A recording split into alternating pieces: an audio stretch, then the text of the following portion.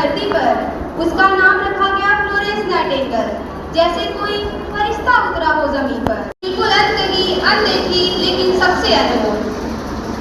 बेटा फ्लोरेंस, मैं तुम्हें दुनिया की सारी खुशी दूंगा, सारी नॉलेज दूंगा, क्योंकि बेटा आजकल के दौर में ये सब लड़कियों को नहीं दिया जाता। बेटा आज दुनिया बदलनी है तो उसके लिए ताकत की नहीं, ज्ञान की जरूरत है। यह बच्ची उस दुनिया में आई जिसके हाथ में बाद में एक दीपक थामना था, जो पूरे चिकित्सा के इतिहास में को रोशन करने वाला था। यह लाखों मौतों की मात देने वाला था। बड़ी हुई वह एक दिन अपने कमरे में अकेली बैठी थी। उसने सोचा कि भगवान उससे सेवा के लिए कह रहे हैं, दूसरों के लिए समर्पण के लिए कह रहे हैं। उसी दिन उसने ठान लिया कि उसे नर्स बनना है। जिस समय नर्स शब्द गाली के समान हुआ करता था, उस समय किसी भी महिला की यह करने की हिम्मत भी न थी। उसने सोचा उसे नर्स बनना है। जिस समय नर्स शब्द गाली के समान हुआ, उसने ठाना कि उसे नर्स बनना है। ओह गॉड, मुझे तुम्हारी आवाज सुनाई दी है। मैं ये संकल्प लेती हूँ कि अब से मेरा जीवन ये गरीबों और बीमारों की सेवा में जाएगा। भले मेरा परिवार या समाज मुझे रोके, मुझ पर हंसे, मैं बिल्कुल भी डगमगाऊंगी नहीं। और उसी दिन से शुरू हुआ एक संघर्ष एक लड़की और उसके पूरे परिवार का, संघर्ष एक लड़की और पूरे समाज का। रोका घर ने, रोका समाज ने, रोका रिश्तों के हर मोड़ ने। क्या कहेंगे लोग, क्या होगा तेरा, कहाँ ले जाएगा ये नर्सिंग का जुनून तुझे। माँ रोई, बहन ने मुंह मोड़ा, पिता की आंखों में थी चुप सी नाराजगी, लेकिन फ्लोरेंस खड़ी थी अपने सपने पर, अकेली, बिल्कुल अकेली, पर हरदम अकेली। उन्होंने कहा अगर अकेले में चलना है तो जरूर की जरूर, क्योंकि जो सही है उसके लिए खड़ा होना कोई अपराध नहीं, कोई पाप नहीं, बल्कि एक महानता है। हाँ बेटा, एक्चुअली मुझे तुमसे एक अर्जेंट बात करनी थी। मॉम, मुझे भी आपसे और डैड से कुछ बात करनी थी। हाँ बेटा, बोलो ना, क्या हुआ? मॉम एंड डैड, मैं चाहती हूँ कि अब मैं नर्स बनूँ। क्या? नर्स? तुम नर्स बनना चाहती हो? तुम्हें पता भी ये काम वो लोग करते हैं जिनके पास कुछ नहीं होता। तुम पढ़ी लिखी हो और तुम अच्छे घर से हो, और सबसे बड़ी बात, अस्पताल में ऐसे गंदे गंदे मरीज होते हैं, उनका खून होता है, तुम वहाँ कैसे काम करोगे? और फिर कौन सा लड़का तुमसे शादी करेगा? तुम ऐसा सोच भी कैसे सकती हो? हमारे ब्लड लाइन में आज तक ये सब किसी ने नहीं किया है। पर डैड, तुम्हें कहाँ से पहचानी जाती है? अगर गरीबों की सेवा करना अपमान है, तो मैं सम्मान को गले लगाती हूँ। फ्लोरेंस, तुम इस घर में नहीं आती, तुम नाइटिंगेल परिवार की बेटी, हमारा साथ और इस छोटे परिवार का संभालना वाजिब है। हॉस्पिटल की काम करने की ताकत हमारी नहीं है। और तुम मेरी बहन हो, तुम मुझे समझो। और हमारे ठीक काम वह नहीं जो समाज कहता है, हमारा सही काम वह होता है जो हमारी आत्मा कहती है, और हमारी आत्मा के लिए भी मुझे जाना होगा। तुम अपनी दुनिया में रहो। माँ, तुम्हें पिता की सर्विस के लिए कोई फिक्र नहीं है। क्या तुम्हें मेरी कोई चिंता नहीं है? जानती हो ना, मैं तुम्हारे बिना अकेले नहीं रह पाऊंगी। और तुम्हें तो पता है मैं तुझसे कितना प्यार करती हूँ। ठीक है बेटा, अगर तुम्हारी खुशी इसी में है तो जाओ और अपने सपने को पूरा करना। पर हाँ, एक बात याद रखना, हम हमेशा तुम्हारे माता पिता रहेंगे। हम तुम्हें कुछ भी कह लें, पर घर के दरवाजे हमेशा तुम्हारे लिए खुले रहेंगे। ठीक है मॉम।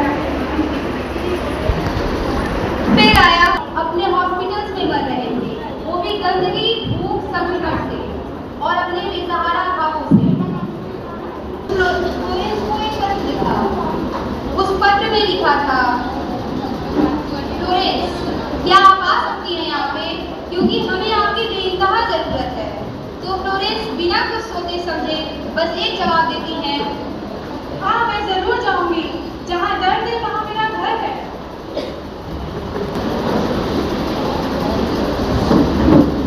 मेरे सर भी दर्द हो रहा है, मुझे कोई दवा तो लगा दो। कैसी जगह है ये? यहाँ पर तो मेरे पैरों पर चूहे भी कुतर रहे हैं। पट्टियाँ तो सड़ चुकी हैं, हड्डियाँ दिखने लगी है, यहाँ कोई बचाने वाला नहीं है हम लोगों को। मैंने युद्ध देखा है, लेकिन यह हॉस्पिटल युद्ध से भी बदतर है। यहाँ की स्थिति वहाँ से भी खराब है। ओह गॉड, प्लीज सेव अस।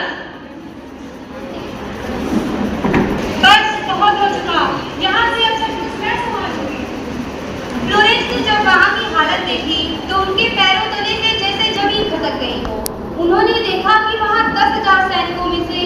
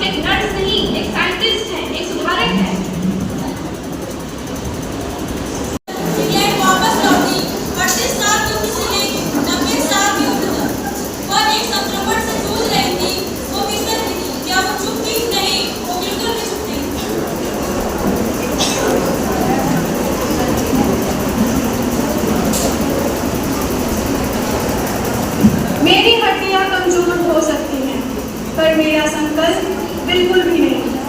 मैं नोट्स ऑफ नर्सिंग लिख रही हूँ, जिसके जरिए अब हर घर तक नर्सिंग का ज्ञान पहुँचाया जाएगा। सन 1860 में सेंट थॉमस अस्पताल, जो कि दुनिया का सबसे पहला स्कूल, खोला जाएगा। जी हाँ, फ्लोरेंस ने अपने अंतिम समय में भी नोट्स ऑन नर्सिंग लिखा, जो हर घर में नर्सिंग का ज्ञान पहुँचा रही है।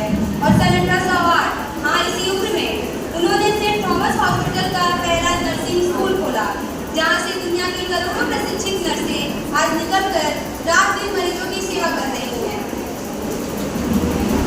13 अगस्त 1910, 90 साल की उम्र में फ्लोरेंस नाइटिंगेल ने अपनी आखिरी सांस ली। उनकी अंतिम इच्छा थी कि उन्हें एक साधारण कब्र में दफनाना चाहिए, क्योंकि वो अपने आप को एक साधारण सेविका मानती थी। लेकिन जैसा कि आप जानते हैं और हम ये जानते हैं कि ये कोई भी साधारण सेविका नहीं थी, ये असाधारण थी, वो करिश्मा थी, वो हमारे लिए दूसरी माँ के समान थी। साधारण कपड़ों में, साधारण कमरे में, साधारण बिस्तर पर लेटी एक औरत जिसने असाधारण काम कर दिखाया हो, उसने पूरे पेटे को जन्म दिया, उसने लाखों की जानें बचाई हैं। फ्लोरेंस कहती थी नर्सिंग